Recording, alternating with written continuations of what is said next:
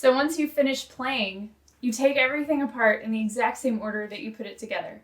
So the last thing you put on was your reed. So that's the first thing that you take off.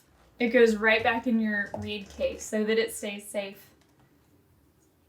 After you take your reed off, the next thing that we did was our bocal. So you can do the same thing and you can take it off and put it in your bell. Now remember, when you're taking your bocal out and when you're putting your bocal in, keep everything away from this pad. It rips off all the time and it's a pain to fix. So make sure all of your fingers are far away from that pad. You can keep it in your bell for safekeeping. The next thing we did was we attached our seat strap. So as you always hold by the boot joint, kind of hold it like it's a baby and take off your seat strap. And then you can put it on the floor and then it's safe. So your bocal goes in your case next. You probably have some little plastic things that you can twist to go on top of your bocal. So make sure that it's really secure in your case and doesn't wiggle around too much. Next thing is your bell. Remember, you put your finger over the key and you put your other hand over these keys. And make sure that one hand goes one way and the other hand goes the other way. And you twist and go back and forth all the way up. If it really doesn't want to come off, you can always use more cork grease, or just really make sure that one hand is going one way and the other is going the other. And you'll get muscles and then you can use them. So the next thing we did is our lock. So you can lift it up, put it on top, and then it's free. Again, the long joint comes out of the boot joint. It has nothing to do with the tenor joint.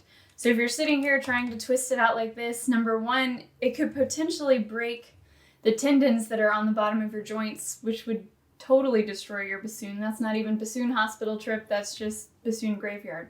So make sure that you're holding your boot joint while you're twisting your long joint. It'll also make it easier to get out. So both arms going the opposite way, back and forth, back and forth, back and forth, until it's all the way out. Next thing is our tenor joint.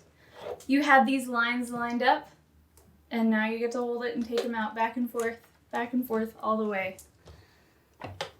Last thing is your boot joint. I normally dump it upside down because there might be some extra condensation that's in there.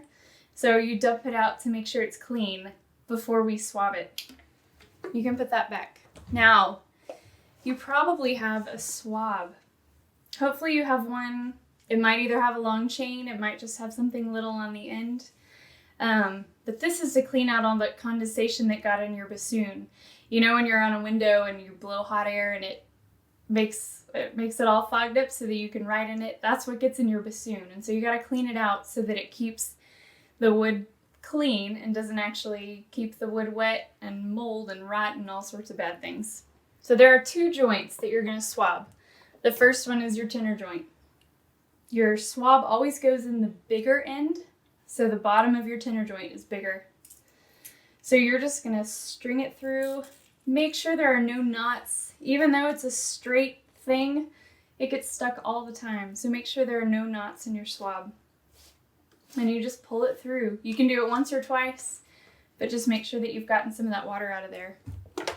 The next one is your boot joint. It also goes in the big end. So put your swab down the big end, and then your bassoon actually curves when it gets to the bottom. So once it's in, the tube curves, so you kind of shake it around so that it'll go around the curve, and then it comes out the other end. And so once it comes out the other end, you pull it through, and then you've cleaned your boot joint too. So get that in there, put your swab away, and then don't forget your seat strap. We always forget them. You can roll it up, put it in your case wherever you want to go. And then once you've done that, your bassoon is put away. And then before you pick it up, make sure you have it all latched up so that it doesn't all fall out and all your hard work of putting it away has gone to waste. So then it's done.